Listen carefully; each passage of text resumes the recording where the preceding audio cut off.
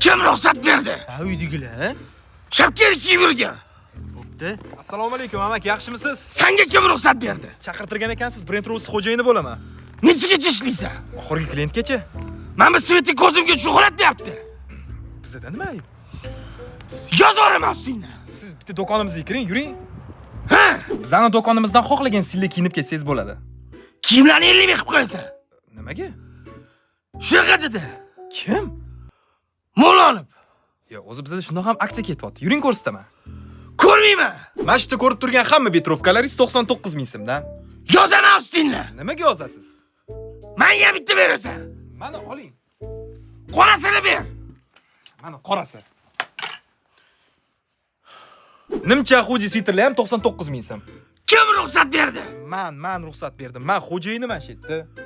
O'rtog'imga ham bitta berasan. Baqiraverasiz.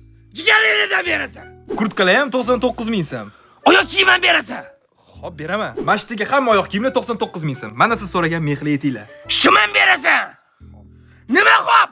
Shim shalvar joggerlar ham 99 ming so'm. Yozib yuboraymi? Amaki, asabiylashmang, tanlagan narsalaringizni chiroyli qilib o'rab-beraman. Yuring. O'rtog'imga ham berasan. Beraman, yuring. To'da o'zi yonimizdagi domda turasizmi deyman? Men Yunusobodda turaman. Men to'g'ri ko'zimga tushdi. Voy, mashini.